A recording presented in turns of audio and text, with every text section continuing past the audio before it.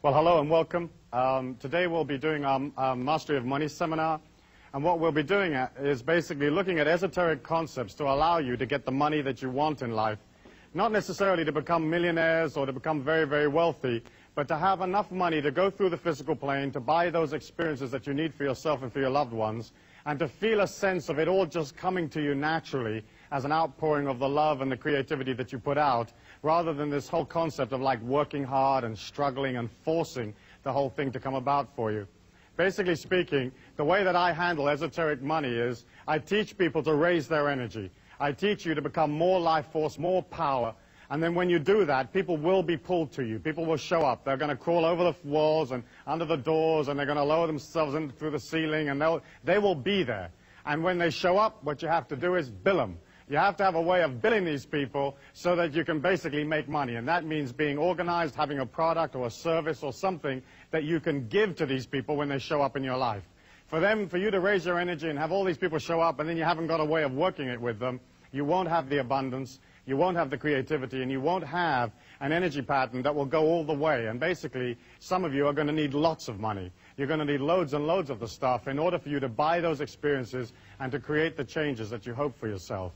When you look at the physical plane, you can understand that it isn't designed for people to be rich. If we divided all the wealth up in the world among all of the people, okay, in fact, everybody would be millionaires. But the system is so designed that a few people have the wealth, and the rest of the people do not have the wealth. And because it is designed like that, and because it's come down from thousands and thousands of years, the common man has to put in a certain amount of transcendent energy to pull himself or herself out of a system that isn't designed to assist you. I mean, imagine if you could go to work and in 1 week you could earn, let's say, $2 million. And you think, oh, Friday, I think I'll retire from here on out. The system isn't designed like that. The way that the system is designed is that if you work really, really hard, it will spit out just enough cash to keep you just above what I call the revolution level. You know, where you're not out in the street tearing the system apart, but they fed you just enough to keep you going so that you don't blow away the system. The world that we live in is just owned by a few people. You know, let's say 500, 1,000 families own the entire world, okay? And they also own the governments, they own the societies, they own the banking systems, they own all the financial institutions, they dictate what interest you'll pay, how much rent you'll pay, what mortgage terms you will receive, you know, what your car payments are. They decide everything for you. And they also decide how much money the average man in the street will have. And if you are, let's say, a small businessman and you've opened a business, you're going to open it in that kind of energy pattern, in an energy pattern of control, restriction, keep everybody bottled down, give them a little bit so they don't revolt, but don't give them too much, because we don't want these people coming up out of the pack, becoming too self-empowered, and starting to take away the control that the big people have. And so as you look at that, if you open a business and you're this small businessman and you've got a creative idea, you can only earn money from the energy of those people around you. And if all of those people are like close to starvation or just making it through or just squeaking through, how much disposable income have they got to buy your product? And so we're all affected, whether we're independent business people or whether we work for one of the big institutions or we work for the system, we're all basically affected by the fact that the whole thing is not designed for the common man. And you've heard me say that many, many times in this seminar and in other seminars, that the world is not designed for the people. It's designed to keep the institutions up. It's designed to keep the philosophies up. It's designed to support the governments. And you, as the ordinary working people, are always sent the bill. You get to pay for everything. If there's a mistake, you get to pay for it. You know, if there's some kind of disaster, you pay for it. And as you look at that, you can understand that the only way that you can pull out of those feelings and out of this conditioning that basically is absolutely designed to hold you down is by you having a force of will that is stronger than the force of will that is trying to control you. And you have to create inside of you an energy pattern a bit like, well, imagine if you were like swimming along in a swimming pool. And you're down at the bottom of the swimming pool and you're holding your breath, and like Swamp Thing like grabs you by the ankle, you know? How much would you want to swim to the surface? You know, how much effort would you put into getting up and getting out of that and getting a breath of air? And for some of us, that's how much effort we have to put into becoming financially independent, mastering money. Because our societies do not teach us power. They teach us that we are weak, that we have guilt, that we're useless, that we're supposed to support everything else, we're supposed to send money to everything else, that none of this is really for us, and that if we do too well, somehow that pulls us away from being godly or righteous or good. And of course, that's a bunch of hooey, because the life force or the God force is absolutely abundant. It'll give you anything that you believe in, and more. You only have to look at nature. You can look at a cherry tree or an apricot tree, and it has more apricots on there than you can ever eat. It has more cherries on it than you can eat. You know, and when you look at it, it has that splendid abundance naturally. You know, if a man designed an apricot tree, it would have like 2 itty-bitty apricots at the top of the tree, and they'd be out of reach, and they'd be a little stale, and you'd have to have permission to go climb it, and a certificate for when you got it, and then a third of the apricot would then belong to somebody else, and eventually you'd wind up with just a pit and a little bit of apricot, you know? And that's how the system is designed. When you look at it, when you look at the physical plane, we are here as these transcendent beings, as these infinite beings inside a body, and you have the ability, through your thought forms and through your feelings, to absolutely redirect and change your life. I believe that you're not your body, that you're not your mind, that you're not your sexuality, that you're an infinite being inside a body, and that you took on the limitations of the physical plane in order for you to be able to transcend them. The physical plane, the humans that are on this physical plane, are basically like in a circle. And the circle is created by the electromagnetic waves of the brain that set up this field, or this force field, that we all live in. And that force field cuts us off from the abundance of the life force. It cuts us off from the God force. It cuts us off from other dimensions of existence and makes us, or gives us the illusion that what we see is real. But in fact, the physical plane that you see is no more solid than your thought forms. There's no more solid than the feelings that you have within you. The fact that the physical plane is moving at the speed of light gives it the illusion of being solid. But in fact, you're looking at basically a non-solid world, a world of thought form, of consciousness. Your body being the same thing, your feelings and your thought forms all being different and varied forms of the one and the same energy. And as you look at the way scientific research is going now, you can see that the scientists are getting nearer and nearer and nearer to a unified force field theory, where all energy will be just one and the same energy. And that's my feeling, and that's the sort of mystical or metaphysical approach. I believe that as an individual, you can be in this circle of activity that describes the physical plane, and you can scratch and you can hollow and you can thump and scream and rip people off and compete with them and shove and push, and you can become wealthy. You can drag yourself out of the programming, out of the circumstances. But my way is, I feel, more fluid and simpler, and that's basically to work upon your intentions, to work upon your concentration, and to move into a pattern that allows wealth to come to you naturally. Because the other system, where you're sort of scratching and biting to get money, it's almost like your wealth means somebody else's poverty. Where my way is, you can become wealthy and then allow everybody else through your wealth to become even richer. It's not like there's any limit to how much is out there. And it's not like there's any limit to how much money you can have. There are millions and millions of dollars every day that are lost and left lying around, and people die and they just leave it in little sort of carrier bags someplace. You know, there's millions of opportunities for cash at no effort at all. And it's not like you becoming wealthy is going to detract from somebody else at all. Because we're not living in a finite world. We're not living in a world that only has this much resources or this much wealth. There are more resources to be discovered. There are more creative ways of doing things. There's always an ever-expanding amount of wealth. And what you're doing as an individual is, you're saying, listen, I'm happy to concentrate on making money because I understand that if I don't concentrate on making money, I won't have anything. You know, if you concentrate on the phantom rapist comes out of the woodwork and bites you on the bum. If you concentrate on money, you get money.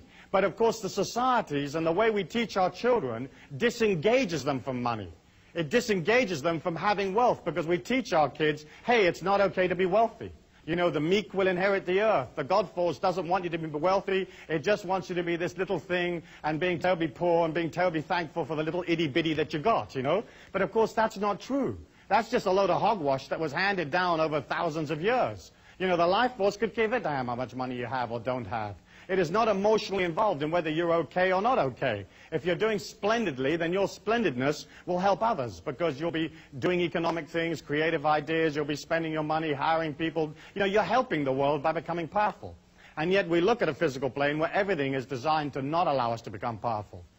As you come into the physical plane, as soon as you're born, or some people would say even before you're born, That mind of yours is beginning to record every feeling, every event, everything that's ever been said to you, and you suck all of that up. You know, you can put a person in a hypnotic trance, and you can take them back to when they were 11 years old, to their birthday party or something like that, and you can have them tell you how many people were there, what their names were, how many cans of Coke they drank, how many packets of Jell-O was eaten, who did what. Everything is in your life. Everything is all there. How many steps you took from the parking lot to your seat right now. You have a memory of all of that. And you imagine this small babe, and it's lying there, and it's sucking in all this information. Okay, and it's born to parents who think that, like, working hard is honorable, that you have to work hard to make it through the physical plane, you know. Well, let me ask you a question. How many of you here think that you have to work hard to make money, or you've been taught that you have to work hard to make money? Let me see your hands. Okay. You see, they sold you that. They sold you that. The people that run this circle of activity, okay, sold you that because they wanted you to work for them. You know, they wanted you to work hard for them. Okay? And so basically speaking, we buy into that working hard is honorable, or working hard is how you make money. Making money has nothing to do with working hard. It's nothing to do with effort or struggle. It's mostly a matter of being balanced and organized, and as you begin to center on your creativity, people show up that want to be a part of that creativity, want to be a part of that action. They feel your security, your strength, and they sign up for it, and they pay you for it. So it's a simple transference of energy. You transfer them an idea, and they transfer you another idea called money. As you look at that, you understand that, like this small child inside this body, it begins to suck in all of these belief patterns, and it has no volition of, you know, as to what is going to go in there. You know, whatever goes in there is whatever goes in there. So if the mum and dad are fighting over the rent, that's in your subconscious mind. You know, if your mother's into sort of saving and clipping little coupons and there's a big stack of them in the kitchen, again, that's in your mind. Save coupons. There isn't going to be enough to eat. You know, reserve this. You know, eat the leftovers. You know, do this and do that. And I'm not saying you've got to waste stuff as you go through the physical plane, because I don't really agree with that either. But we take on whatever our mum and dad or our father and our mother thought. And of course, so many of our fathers and mothers came out of a generation when there was a depression, when there was a great amount of difficulty, and so they're not able to express a more transcendent, more fluid understanding of money. Today we live in the largest and most fast-moving capitalist society in the world, and there's millions, there's billions that are moving around at any one given moment. And yet here is this mind that takes on all this sort of stitch in time, saved 9, and a penny saved is a penny earned. And we take on that mentality, and then we wonder when, as we go out into the physical plane, as young adults or as teenagers, or we go out into the workforce, we begin to resonate that into the life force, and the life force, or the energy, that the force field that we're in, reflects back to us exactly what we believe, exactly what we put out there, and it gives us back struggle. It gives us back, there's not enough. It gives us back, you know, work for no wages, save your money in case something dreadful happens, do this and defend that, and you know, and if people don't like this or don't like that, sue them for the money or go chase them for the money. But you know, there isn't enough, and that whole energy of like there not being enough and there isn't going to be enough for you to get through is sold to you as a way of disenfranchising and controlling you. Inside this circle, everybody believes life to be real. And the circle is created, as I said, by this electromagnetic energy that leaves your body, which I believe is created by the oscillation of the brain waves. And so as we look in this physical plane, we're looking at a physical plane that deals totally with manipulation, totally with restriction, and totally making sure that you don't come out of the pack. Okay? As you're going through the physical plane, you're taking in everything that you hear, everything that you feel, everything that's ever said to you, and you're also taking in all the rest of the energy. You're taking in energy subliminally. You're taking energy in below your threshold of consciousness that you are not even aware that you're taking it in. And we know from the subliminal tapes that we sell through our catalogs and so on, that the mind has an ability to hear affirmations that are placed 40 decibels below regular earshot. And so we have a track of music that rides up and down, you know, getting louder and softer. And underneath this track of music is a loop tape that runs these very powerful affirmations that are designed to create behavioral change. And as that loop rides up and down with the music, it stays 40 decibels at all times below the music, below the earshot. And we know from our research and the research that's been done in various universities in the United States that the inner mind hears that and accepts it. And yet think of you, you're going through life, and how many sounds and how many feelings and how many opinions are you a part of that are very debilitating, that are very weakening, that you may not have chosen, but that became a part of your mind, Like you'd be at the supermarket, and like somebody in two lines or two aisles further over to the right might sort of pick up a can of beans and go, oh, look at the price of those beans, the world's falling apart, bong. And that would enter your mind if it was 40 decibels below your regular earshot. So you're a product of not only what society has told you can't have, not only what your parents told you couldn't have, but you're also a product of all the thoughts and feelings of the people around you. You can't sit next to somebody in an audience like this and not pick up whatever they are. Their feelings are booming out, and they're pervading your feelings, okay? And if you want to change your seat in the break, feel free, But basically speaking, you're it. If a person touches you, there's an energy transfer. If they look at you, there's an energy transfer. And so can you imagine this young being that's coming into the physical plane, who doesn't have necessarily any experience of how to do it, and being debilitated with all of this stuff, and then going out, putting that energy into the universal law, and getting back exactly what they put in, and they put in for struggle and difficulty and hard work and lack and not enough, and the universal law gives them back that stuff, and then they can say, you see, life's really hard, okay? And each one of us came out of that same product. So for you to get out of that energy pattern, you have to push against it.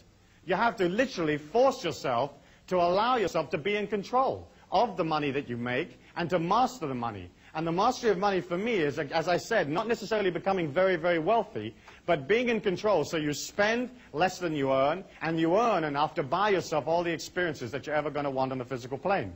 When you think about it, you create a creativity, you create a product or an idea, it's energy, it comes from consciousness.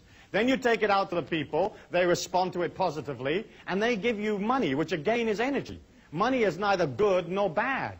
The folk that said that money is the root of all evil, or the love of money is the root of all evil, they just didn't have any. Because you've got to have money to get through the physical plane. You've got to have it. And of course what happened was that we were taught that somehow money and spirituality didn't mix. And yet when you meet a person that is truly spiritual, they'll have a lot of energy, and so automatically they'll have a lot of money. In the olden days, let's say in 500 BC or something like that, it was fine for a person to withdraw and to go up in the mountain and sit under the banyan tree or whatever they wanted to sit under, and to pull away from the commerce of things and to contemplate upon, the light of God or whatever it is they wanted to do.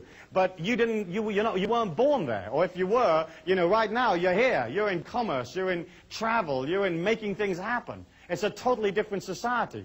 And I feel you could transcend by pulling out and sitting up on a mountaintop. But once you had the power, you would have to come back down into the physical plane and do something with it. And so the philosophies that came out of poverty and seeing it as beautiful and seeing it as righteous came out of a time when there wasn't anything to do. Buddha couldn't turn on the video and watch a couple of videos and play his CD player. He only had sitting under the tree. Sitting under the Bodhi tree was the only game in town. So that's what he did, But we're not in that time. We're action-oriented, we've got things to do, there's people you've got to meet, there's things you've got to build and create, there's children that have to be brought up and developed into strong and powerful human beings, and that's what we're looking for. We're looking for individuals that are prepared to push against the system without confronting it. Because the system will never look after you. It's not designed to. And if you look at the history of man, all the governments have let all the people down all of the time, And if you don't believe that, you don't know anything about history. You might want to repeat it after me. All of the governments let all of the people down all of the time. Because basically speaking, governments are individuals that are looking after their own interest. They're looking after their own power unit. They're looking after their own election. They're not worried about whether you're making your mortgage payment, in downtown Arkansas. They could give a damn, They are just worried about their own position. And they get to play the game, and they get to spend your cash, and then they send you, as I've said before, this love letter called a tax bill that you have to pay for their creativity. They don't actually create any wealth for themselves. The wealth of the nation is the individual man, the individual female, the working people of the country.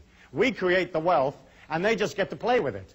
And the way they play with it is they get to spend it pretty much any way they like. They get to bill you anytime they want to bill you. And if they run out, they just print some more. And so we're looking at a situation where the whole of the circle, the whole of the people that control this circle, the families that run the world, they have a control of the money. And money to the common man is life force. It's God force to a guy that doesn't have a spiritual quest. A person that doesn't have a quest or doesn't have a belief in any kind of higher transcendence, those people that are purely in the physical plane, money is their God force.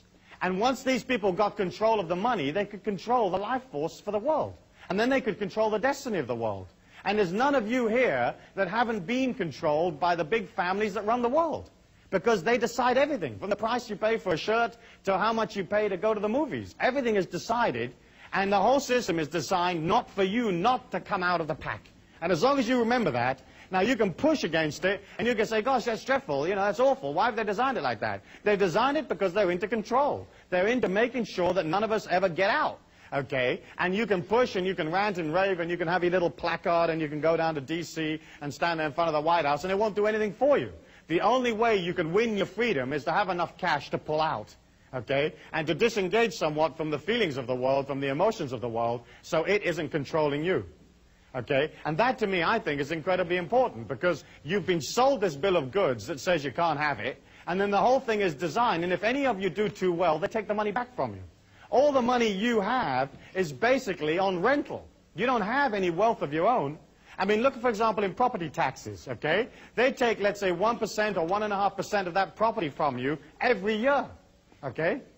And governments go on for hundreds of years, so they can wait to get the house back from you. But they take, let's say, 1% a year. In one generation, they've got a quarter of your house. They didn't do anything for it. They never paid you. I mean, nothing happened. They just took a quarter of your house back. In 2 generations, they got half the house. In 4 generations, they'll own all of the real estate of the country.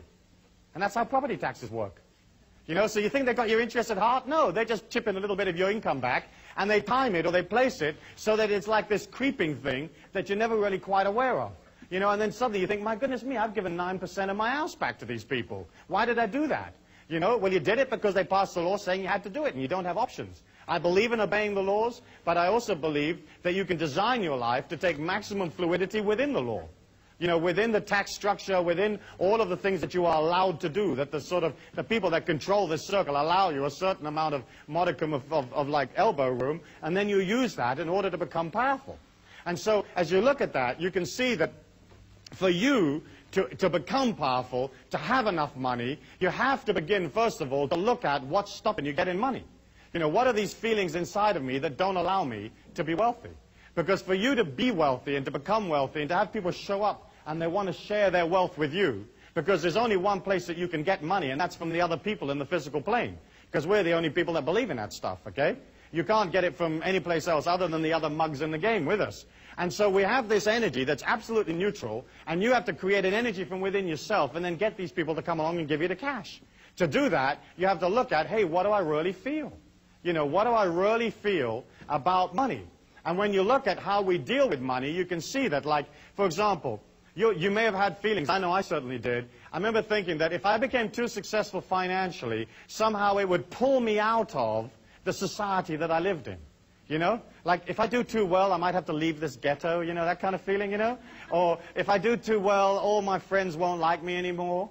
You know, or if I do too well, it may not be as loving or as strong as God might want for me, you know, because I bought into the fact that God wanted me to be poor, you know.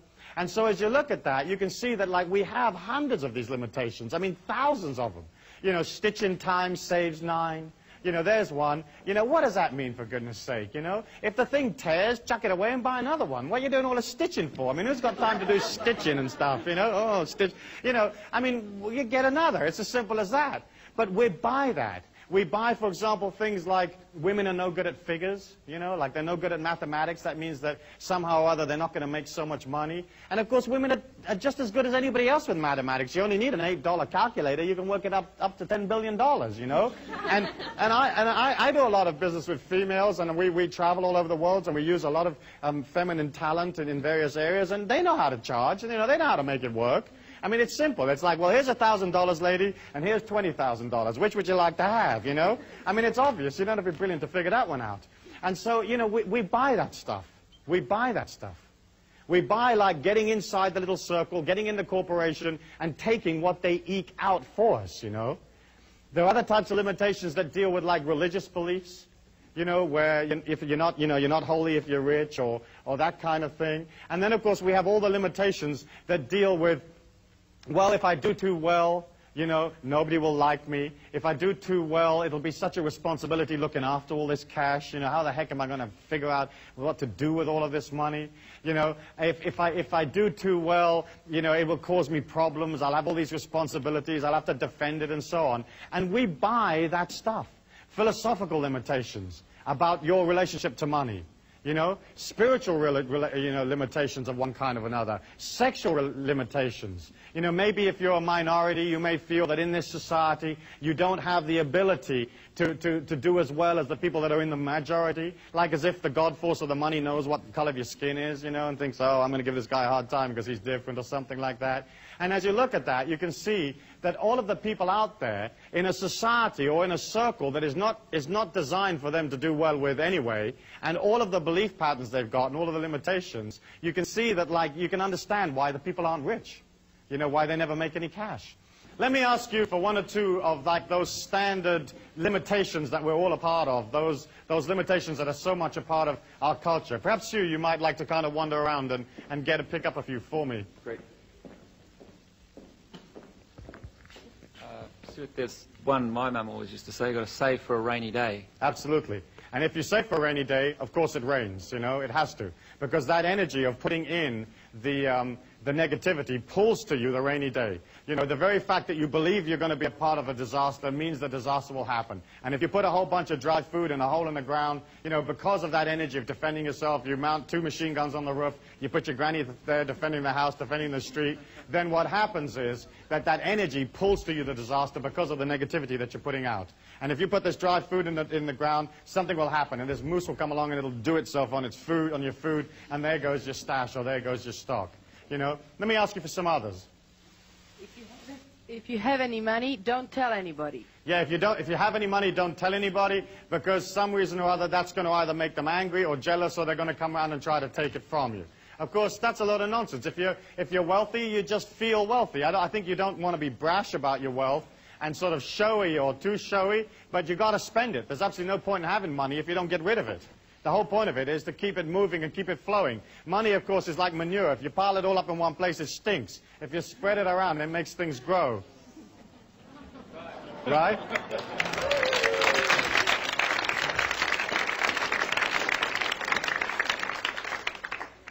Let's have another one.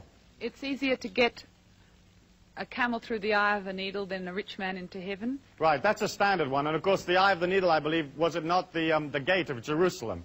And to get a camel through the gate of Jerusalem wasn't a big deal. And if the camel was a bit stubborn, you just had the camel over here, and you take a bucket full of the camel's lunch, and you put it on the other side of the gate, and you go, hither, hither, camel, and it comes along. Because that's how they talk in biblical times, hither, hither. And the camel just automatically walks through the gate. And, of course, a lot of our philosophies were designed to make sure that nobody got wealthy. You know, you can imagine how, like, well, imagine in medieval times when, say, for example, a lot of the churches owned all of the land. I mean, thousands and thousands of acres of land, you know. And the common people were dying of starvation, living 10 in a room in squalid, filthy conditions. From time to time, they'd go up to the sort of the big monastery or something, and they'd bang on the door, and they'd say, oi, what about us, you know? What do we get? And, of course, those people who owned or controlled the circle in their day, you know, they weren't about to share it with everybody. They weren't about to say, well, look, we'll peel you off 5 acres in the North 40. And so they had to sort of say, well, you'll get yours later. You know, you'll get yours in the afterlife. You know, this poverty stuff's really cute, and you're loving it right now because later on you're going to get it. And, of course, now we're not so stupid, you know. We're a little bit more sophisticated. We aren't going to buy into that afterlife stuff. Not because I don't believe in an afterlife, but I want my power now. I want my experiences now where I can experience them and become a part of them, and that's what you want. You don't want a promise for later. And, of course, the mind and the ego will always accept a promise. You know, you can always tell somebody, yeah, I'll do it for you, but later. And the mind goes, oh, that's okay, later, later. And that's why that philosophy was so powerful and so useful to the people that ran the situation in those days, because they could promise people a later date, you know, a long-term delivery. What about being filthy rich? Yes, like as if rich is somehow dirty. And isn't it true how, like, for a lot of people, money equates with, like, the misuse of it. You know, like if you're rich, you're bound to be misusing it. And of course, it's nothing to do with that. You know, you can have money and be loving and generous and kind and to help the world, you know. But isn't it interesting that we equate wealth with like some kind of misdemeanor or not acting honorably. And of course, that's not necessarily the case at all. Any others, Hugh? Money corrupts. Yes, and of course, a lot of times it does, because money is power in our physical plane. And power is very, very hard to work with. And the whole point of experiencing power is, in a way, to misuse it. You know, because that's the only way you really get to learn about it. But in the corruption is also the healing and the transcendence. And I think that's pretty important, you know. Yeah, give us this day our daily bread, like there isn't going to be enough. Okay? Like this little bit's coming up, it's like welfare. Here's your little welfare. Any others? Money can't buy you love. Yes, money can't buy you love, but in fact, yes, it can. Okay, definitely.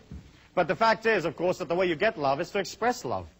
You know, and it's nothing to do with money. It's absolutely nothing to do with money. In fact, money can buy you love, push to shove.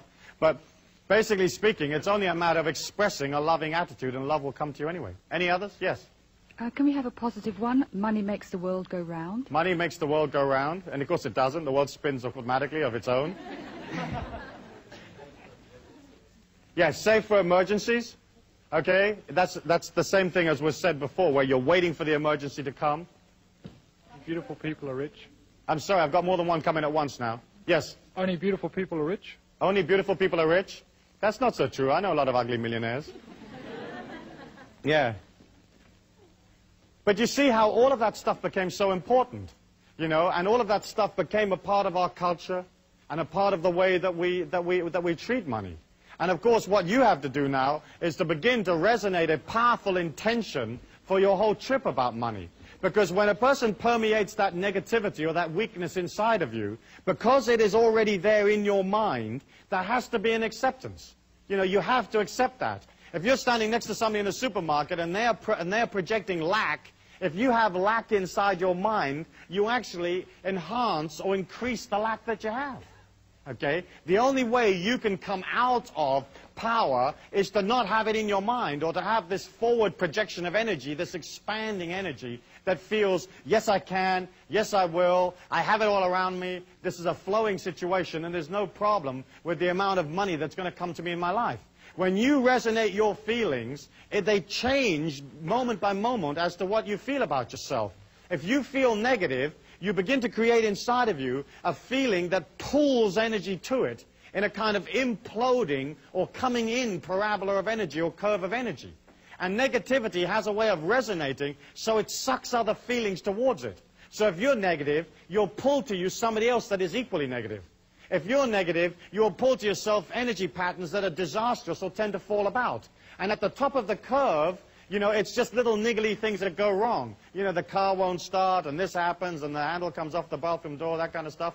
But then bit by bit, as you begin to resonate the negativity after a long period of time, then suddenly the whole energy pattern begins to break up around you, and the whole thing drops on your head and collapses on top of you. You know, whether it's a financial collapse, or whether it's a collapse of your physical body, or collapse of a relationship or some situation, it's because through the negativity, you pull that to you.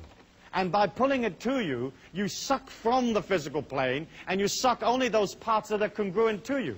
If you imagine yourself walking along in this bubble of energy, okay, all of life is coming at you at the speed of light.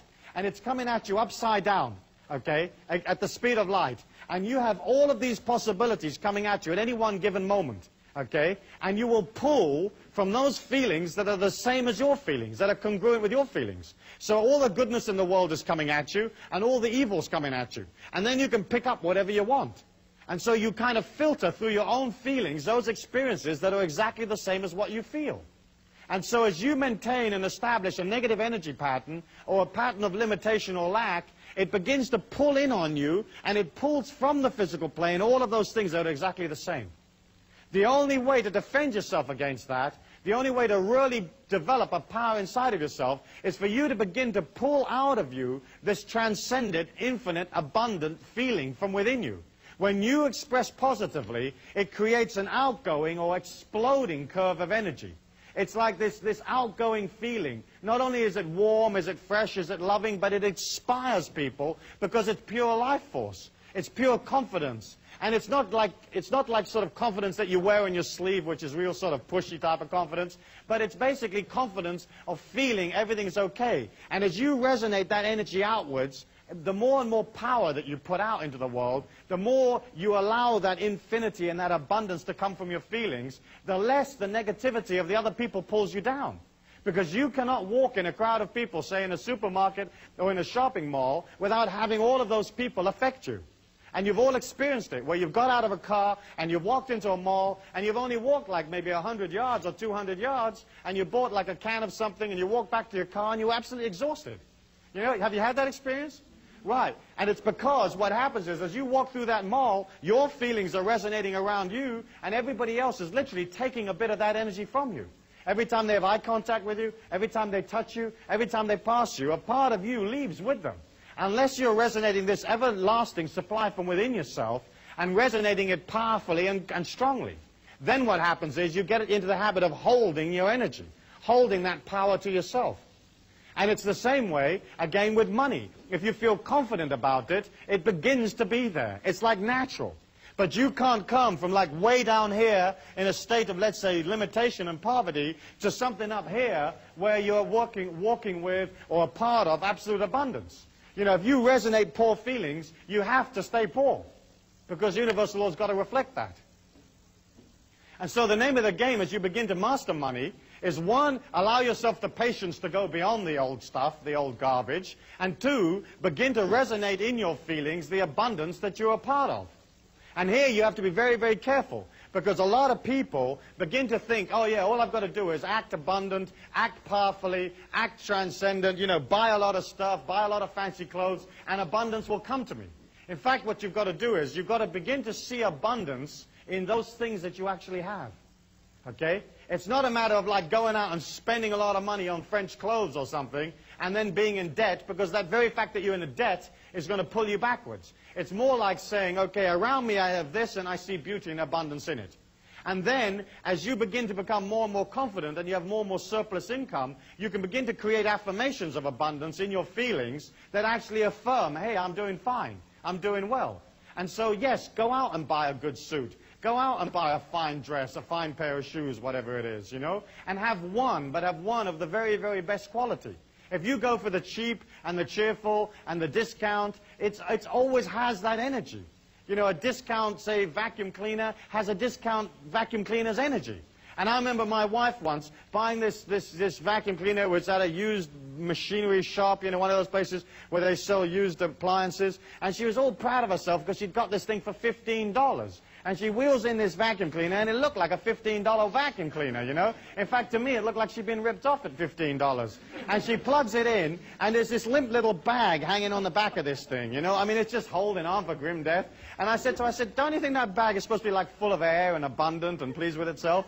And she says, yeah, you know, I think you're right. And she was vacuum cleaning this room, and the vacuum cleaner made a decent kind of noise, but you could see that nothing was coming up off the carpet, you know. As it went over dust and pieces of paper, they just jumped up and then went back down again. And I thought, this is not a real effective way of vacuum cleaning the carpets. And then as she was wheeling this stupid thing around, the wheel came off.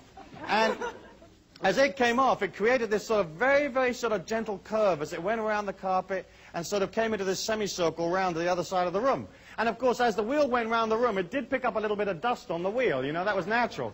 And I looked at it, I thought, oh, this is how this vacuum cleaner works, right? It fires little wheels that pick up microscopic bits of dust. You know, if you buy something at a discount, if you buy the cheap and cheerful, that's the only energy you'll ever have.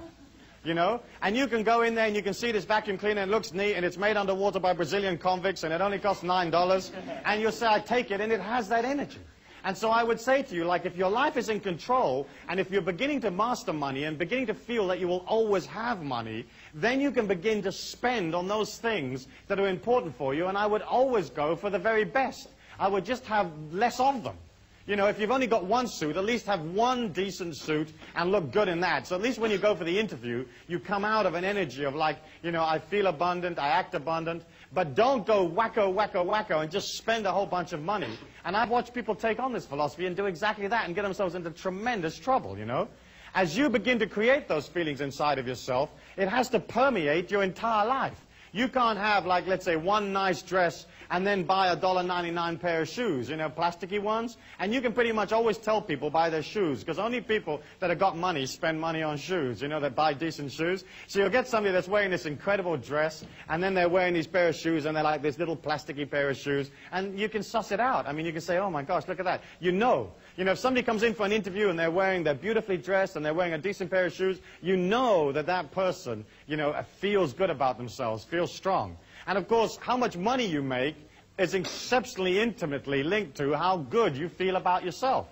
Because it's a function of the ego to devise a system for its own survival. It's a function of the ego to try to win acceptance from the people. It wants you to love it. You know, you want people to come up to you and love you. And so what happens is, as we go out into the marketplace, we have a tendency to sort of charge less or not charge anything at all, just to win people's acceptance. And that's the same thing about being sucked into what people think about us. You know, if you're not sucked into what people think about you, you just go about your life, what they think about you is their problem, not your problem, then you can begin to charge what you like for your services. And if you're coming out of energy, and you're coming out of love, and you're coming out of transcendence, you're basically selling a higher ideal, and there isn't any limit to what you can charge. But so often, you'll do an incredible job for somebody, and they'll come up to you and they'll say, how much do I owe you? And you'll say, no, you know, I don't need any money, you know. I mean, how many of you have done that, you know? I mean, I watch your heads nodding, you know, yeah, no, I don't want that. And what you're sort of saying is, please love me. You know, if I do this for absolutely nothing, will you love me, you know? Or you've said, yeah, you know, okay, but it should normally be $100, and just give me 20, or just give me 10 bucks, and that'll be enough. And it's a way of, like, not feeling confident about yourself. When you give something, when you sell something to somebody, when you give them a service, when you do something for them in a commercial act, you're loving them. You're helping them. You're assisting them, you know? You're delivering this refrigerator to them, and that saves them going all over everywhere and finding a refrigerator or building one themselves. You know, when you transfer goods and services to people, it's a way of loving them. And so if you love them, why wouldn't you have them love you back by giving you their money? You know, if you come out of energy, and you come out of dedication, and you come out of service, there isn't any limit to how much you can charge, within reason. And I don't believe in rip-off, or I don't believe in overcharging, but I certainly don't believe in undercharging. You know, and so many of you don't charge enough. You don't charge enough for your labor. You don't charge enough for your products, because it comes out of like that self-image that says, oh gosh, I'm not really worthy for all of this, so I really shouldn't be charging that, or they're not going to love me if I don't charge, you know, if I charge so much. But in fact, when you can see the transactions that you're involved in life as energy, then you're not involved in the emotions of how much things cost. It's a fact of the commercial world that the more quality you put into something, the more you can charge. And at the top end of the scale, you know, you can charge anything you want. And so you're looking at trying to put energy, trying to put yourself into your commercial endeavors, whatever they might be. I mean, so often you'll go into a business, you'll go into a hotel, you'll go someplace, and the whole energy of the place is bland. You know, nobody's in it. Nobody cares. It's institutionalized. It's like press a button and this thing comes out, and you don't feel good about parting with your money. But when you're with a person that's enthusiastic, they're happy, they put their heart and soul into the product, you don't mind. You feel the life force, you feel the God force, and that inspires you. And so it almost feels like you're transferring money to another part of yourself. You know, if the other person is sort of demanding, or they don't have any energy in it, or they're institutional, there's a sense of loss. You think, oh gosh, I've paid for this room, but I don't know if I really liked it, you know. It's very much a matter of putting yourself into your life, into your commercial life. And that's important. When you can subjugate your ego and put that underneath the ego of your customers or the people that are pulled to your life, then you have the ability to serve them. And that doesn't mean that you're going to lose any sense of identity inside yourself, because you're not. But you're going to come out of loving people by serving them. And serving them is like looking them in the eye and finding out what they want. You've got to remember that you're dealing with a person who's maybe scared or lonely, or their body aches, or they have a need, or they need friendship or company, or whatever they've come up for. Because what they've showed up for in your life may not necessarily be the product. You know, it may be some totally different reason. They've come around for healing of one kind or another. And if you can put yourself underneath them, then what happens is they feel your support. And there isn't a person out there that doesn't want to be supported, that doesn't want to feel more secure, because the name of the game out there is basically feeling insecure, feeling scared, feeling fearful about the fact that you don't necessarily control life. And so there you are, you're this confident, smiling, heroic being, and you get up underneath the person and you come out of service. I'll never forget an incident that happened to me in Washington, D.C., where I was going into a seminar, and there was a young waiter there, and he just happened to come up to me and said, in the hotel, he said, "What is the secret of tips?" And I said to him, the secret of tips is to get underneath the customers, you know, to get underneath and really serve them. And he said, "Well, what do you mean by that?" And I said, what I mean is that for the time it takes you to serve this person and to be with them, you'll subjugate your ego for their needs, absolutely. And so rather than coming out of like thought forms of, oh gosh, when does this shift end? And look at this guy, I really don't like the way he's dressed. And oh goodness me, he's asked me for some more peanuts. And oh goodness me, I'm rushing about. What you're doing is you're coming out of, how can I help you, sir? What can I do for you? You know, would you like ice? Would you like lemon? What would you like? You know, would you like it on this side of the glass or that side of the glass? You know, would you like another pillow, another cushion? What can I get for your lady wife? What would she like? You know, there isn't anything while you're in my care that I won't do for you, you know. You want me to take your canary for a walk while you're having a drink? No problems, you know. And I left this young waiter with this information about coming out of loving them and serving them. And I went off and did my seminar, and when I came back from the seminar, he came up to me and he says, "This is totally fantastic." He said, "I've never had a day like this ever in all the time that I've been a waiter here in this hotel. And the previous record for tips in one shift for me was $42. And in this particular shift, I earned $160 in tips for the very first time." So this young man had quadrupled his tips by just serving. And isn't it true, as you go out there, you'll find mediocre restaurants, mediocre hotels, mediocre airlines, mediocre everything. You know, you walk in the door and they can't even be bothered with you. They're not organized. They're not interested in what you want. You know, and you get this feeling of like, hey, I'm not a customer, I'm not a person. And you don't buy, or you limit the amount you will buy. And you don't feel this expansion and this power inside of you. And so as each of you begin to look in terms of like developing a way of becoming independently wealthy or developing some kind of creativity so that it gives you more wealth, all you really have to do is serve. And serve is energy. And the people give you back another energy called money. And then you go spend that on the experiences you like, which is again energy. And I think that's vital, and that to me is the key. That there isn't anything more than just coming out of service, coming out of being organized. You know, and being organized is a simple thing. You just get organized. You get, hey, what do I need to make this business work? You know, what are my customers going to want? And when you can subjugate your ego and put yourself in the mind of the customers, in the mind of the people that are going to come to you, then it isn't a problem to figure out what they're going to want.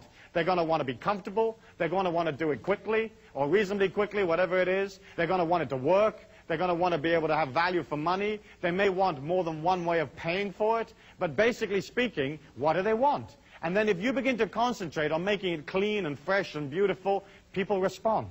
And isn't it true that as you go out in the physical plane, most of it isn't clean, isn't fresh, doesn't work? You know, I mean, you turn the handle on the door and it comes away in your hand. You press the button in the elevator and it doesn't go anyplace. You put 50 cents in a Coke machine and no Coke comes out, you know? And the whole of the world is like that. This sort of, this only just working sort of syndrome, you know? And of course, if you move out of, say, America and you go to other places, you have even more experience of things not working, you know? So, for example, in England, whenever I travel there, I try to make all my international calls back to America before I actually leave America. Because trying to get an international operator on the English telephone system, forget it, you can grow old. You know, you can grow old. I've only met one or two people that ever actually got through, you know. And as you look at that, you can see how like so much of it doesn't work and so much of it isn't there to help you. Why is this money mastery thing so important to you? The reason it is because we're living at a critical time in the financial history of the world today. We're looking at a banking system here today in the United States where the liquidity of these banks is on average only 6%. In the era going up to 1929, the liquidity of the average American bank fell from like 20% to 12%. And that really, really concerned people. Today, our average American bank has a liquidity of just 6%, which means that 94% or 94 cents of your dollar is no longer in that bank. And the money, that 94 cents that isn't any longer there, has been lent out to all sorts of folk that may or may not give it back. After the oil crisis in the 70s and in the war in the Middle East, The sheer amount of money that poured into the American banking system and the big financial houses of Europe and so on, that money came pouring in, the greatest transfer of wealth in the history of mankind, and the banks had to lend it out.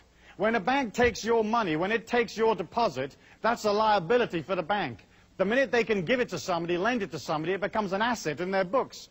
And so there's a tremendous propensity for the banks to kind of get rid of this stuff. It's almost like this hot potato that they're trying to shove onto the next guy. And so when the oil prices went up, you know, in the 70s, these banks went out and they kind of gave the money to everybody, you know. They just dolloped it out and said, hey, you need some cash, take it. And all of the countries out there of the third world and the lesser developed countries and so on, they took that money and they spent it. And they spent it like crazy on all sorts of projects that may or may not have assisted the infrastructure of those countries. And now we're looking at a situation where it's tremendously difficult to get the money back from those countries. You know, America gave money to every nation in the world. I mean, just gave it. It gives it to its enemies. It gives it to its friends. Albania is the only country that America hasn't given any money to. And the only reason they haven't given any to Albania is because they can't find it. If they could find Albania, they'd give them some. You know, and so all of this money's gone out, and you can watch these third world countries struggling, trying to get it back. Mexico is an excellent example where they have a debt of up around close to $100 billion.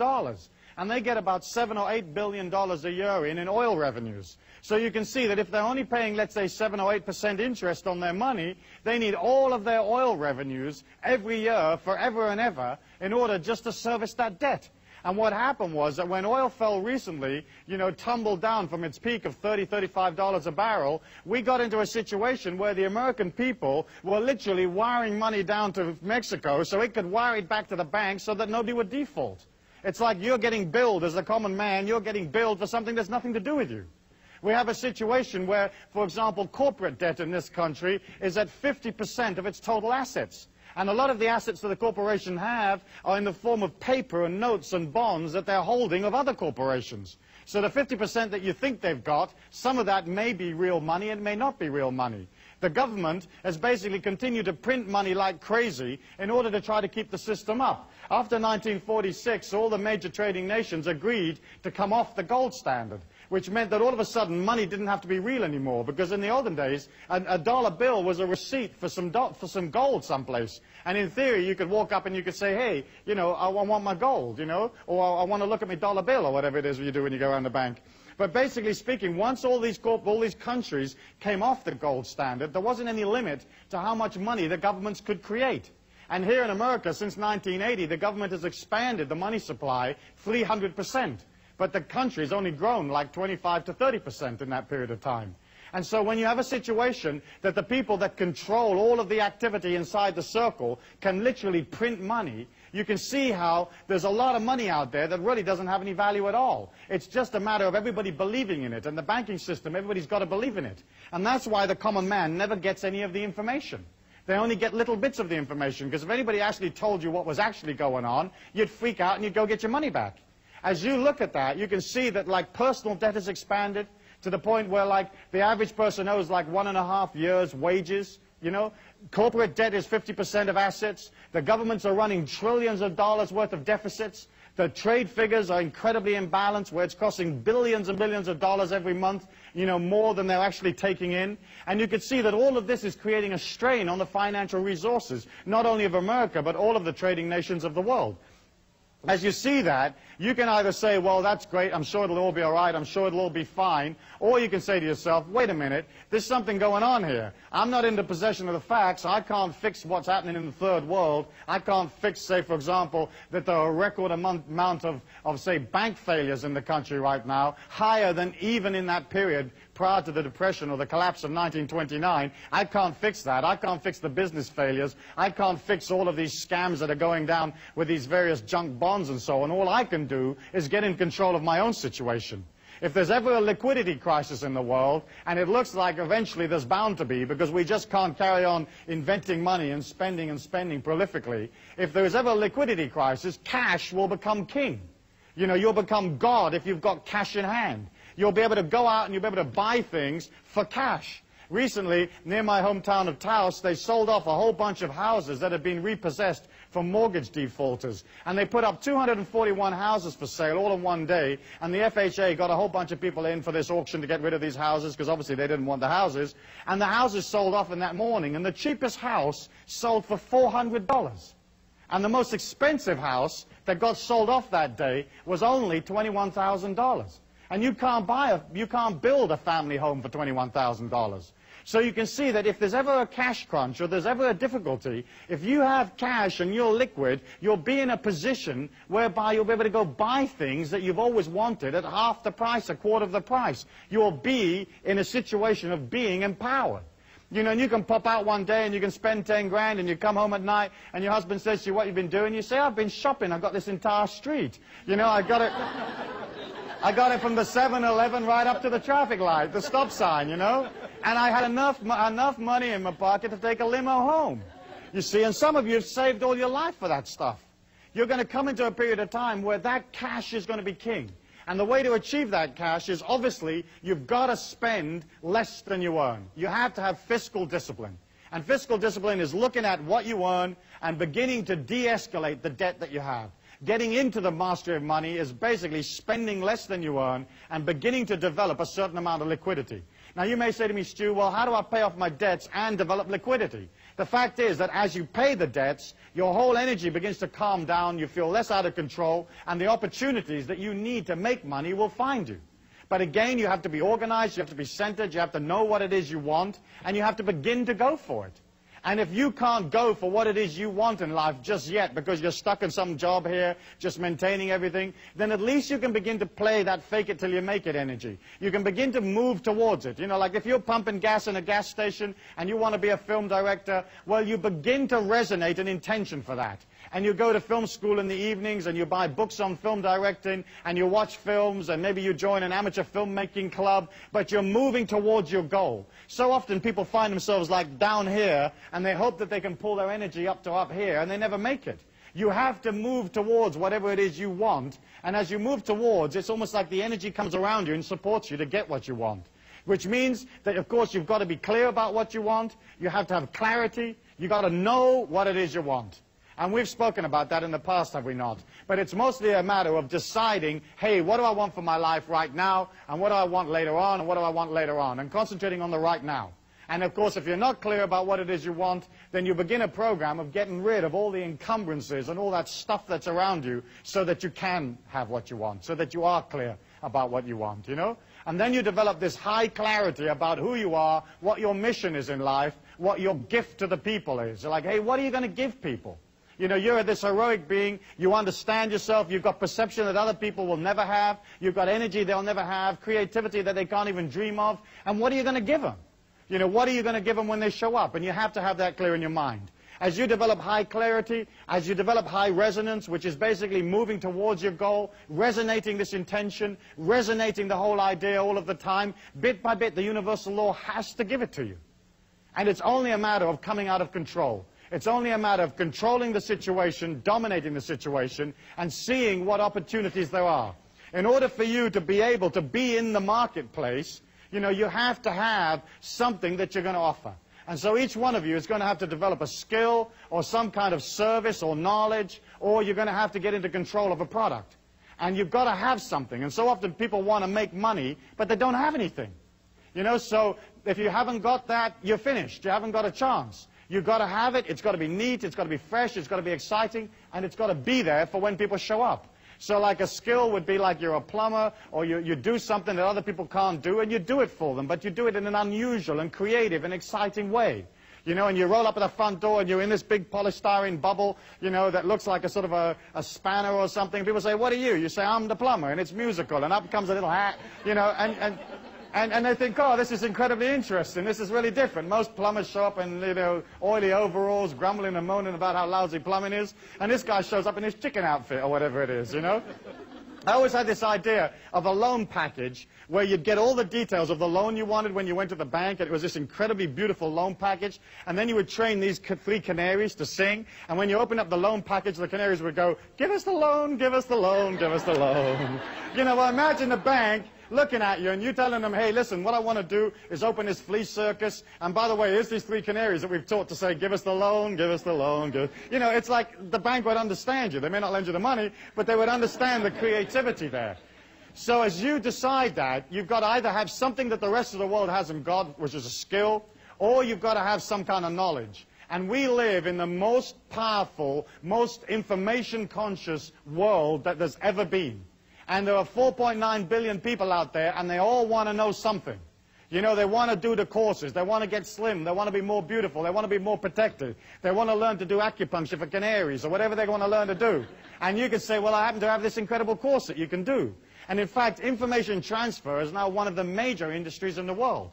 And so all you've got to do is either have the information or acquire it, and then begin to figure out how to transfer it to other people. Of course, if you happen to be, say, for example, a lawyer, then the information you can impart, you have to do one-to-one. I personally prefer information transfer, where you can get a lot of information out to a lot of people without being there personally yourself. So there's videos and tapes and books and 1,001 other ways of you transferring information to people. But if you have that information, people will pay you. And the reason they'll pay you is because they haven't got time to learn everything themselves. They haven't got time to do it all themselves. They want you to come along and tell them, hey, how's it done? So you've got the possibility of a skill, you've got the possibility of a service or knowledge, or you've got a possibility of a product.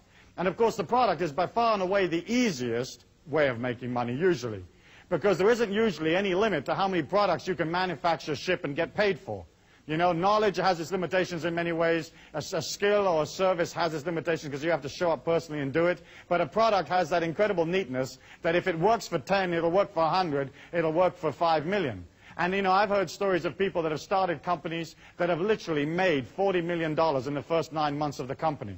And they had a good product. And they got a lot of people excited about the product, and they got them selling this product to other people, serving the community, giving them this stuff, and they generated 40 million in 9 months from a standing start.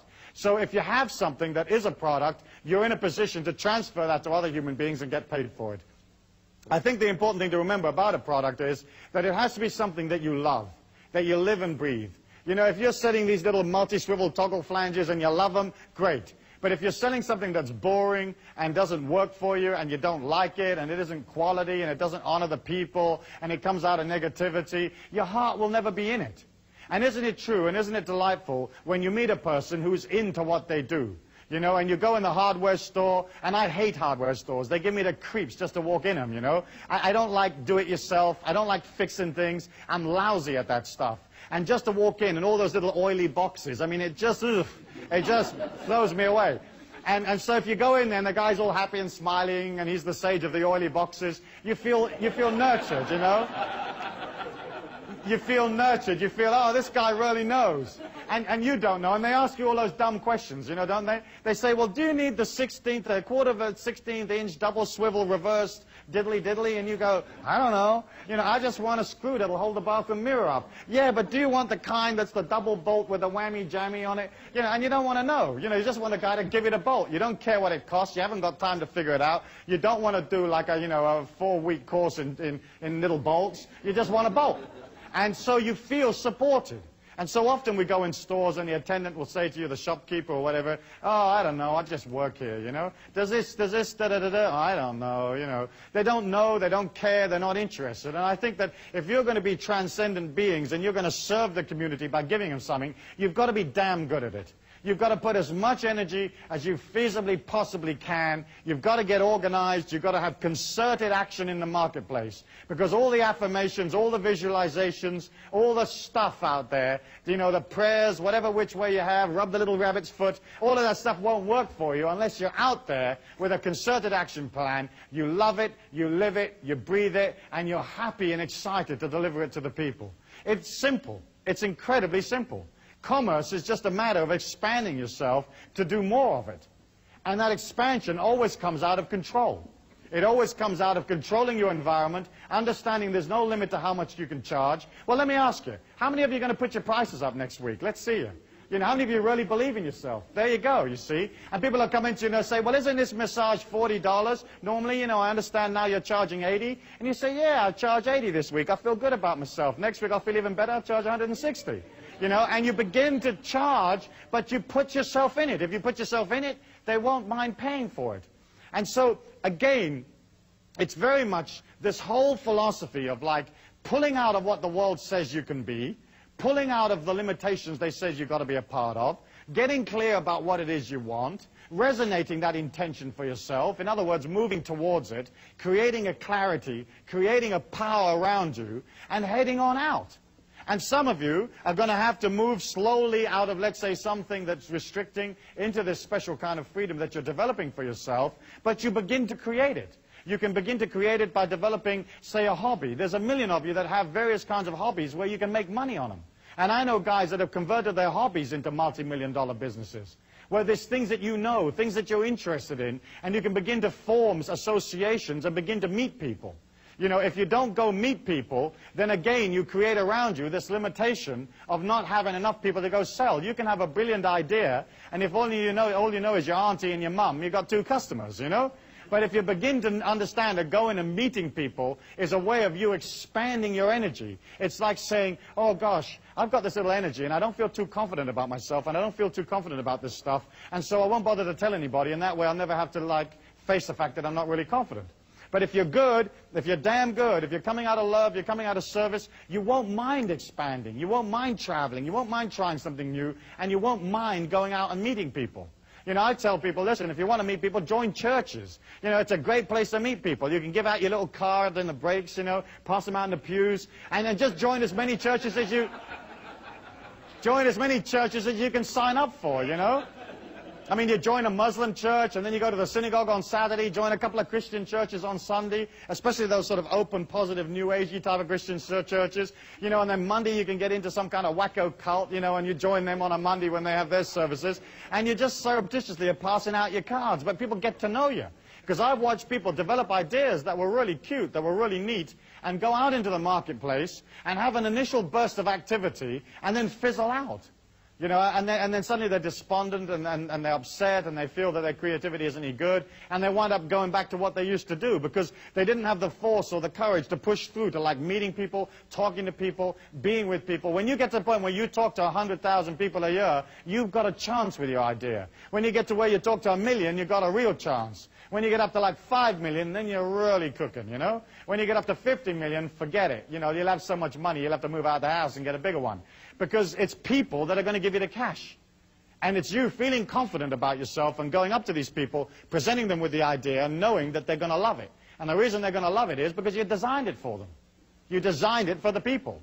You didn't design it for yourself. You didn't design it for you know, to look cute. You designed it for the people. So you'll come up with the only bath that has faucets that work with your feet. You know, and there you go, and you suddenly say, I've had this incredible idea. For 2,000 years, they've always had these baths with these little wacko, little cross-shaped faucets that you can't work with your feet. Now we've got the foot bath, and here's the handles, and here's where you put your toe, and this is how you make it go hotter and colder. And everybody will love you. They'll say, she invented the bath faucet. She made it something, because you don't have to do anything really different. You know, you don't have to come up with some incredible laser-operated sandwich-making machine. All you've got to do is come up with something slightly different. You know, and you've heard me talk about the pizza parlor, where like you can be one pizza parlor in an entire society of pizza parlors, where there's 17 in the street. But you could still make that pizza parlor so interesting that everybody's breaking their neck to come, you know? And there you are, you've got your pizza parlor, and you've dug this big hole in the middle of it, and you've got, let's say, like a 20-foot drop and some alligators in there, you know? And then you build this rickety little bridge from the front door of the pizza parlor to where the cash register is, where people order, you know? And you make this bridge so that it kind of wobbles a bit. You know, and people say, well, isn't it dangerous? And you say, yeah, we lose a few, but they're hungry. When they get on the other side of this bridge, these people want the pizza, you know? They want that stuff. And the alligators, is folk drive from miles around to see these alligators. And then we're going to put a waterfall off the roof. And they're going to get a little wet coming in. But once they're in here, they've got to stay for half an hour to dry themselves out. So we'll be in this street, we'll have this waterfall off the front of the pizza, we'll have this big hole with some alligators in it, little rickety bridge, and the people will feel excited. They'll feel a sense of achievement of making it across, you know, especially the older ones, you know. And they'll feel good about it, and they buy pizza. And that's all you got to do, and a pizza can be totally revolting. But they're going to buy it. In fact, if you're coming out of transcendent, you're coming out of heroic, you love yourself, you're going to put everything you can in that damn pizza. And you're going to make that thing wonderful. And so what you're looking at here is you're not looking at like developing some incredible plan or going to some business school necessarily. You're just looking at a shift in consciousness, a shift in dedication, understanding it's fine for you to be wealthy, understanding that you're infinite and there's no limit to how much wealth you can create for yourself. Okay? You're going to get clear about what it is you want. You're going to resonate that intention. You're going to play fake it till you make it. Whether you got it or not, you're going to move towards it no matter what. You're not going to let yourself get out of control and start spending a whole bunch of money you haven't got. Okay? You're going to allow yourself that power and that energy at all times, moving towards it, clear, resonating it, having it, being original, and more than anything else, you're going to love yourself by charging enough, okay, by giving yourself time, having patience, and you're going to love the people that are pulled to you by serving them. And if you can come out of that love and that caring for people, putting your ego aside for their needs, your life and your business and your families will be swamped. You'll be swamped. You won't be able to handle the amount of people that show up. And as that happens, you'll have a way of billing them because you'll be organized and you'll develop wealth. And suddenly you move out of struggle into a natural understanding and a natural flow. And that's how it was always meant to be. Life was only ever meant to be this gentle walk through a valley on a sunny day. It was never meant to be this incredible struggle, this incredible effort. And each one of you has that as a heritage, and each one of you can put that into your life right here and now, today. Thank you very much. Thank you.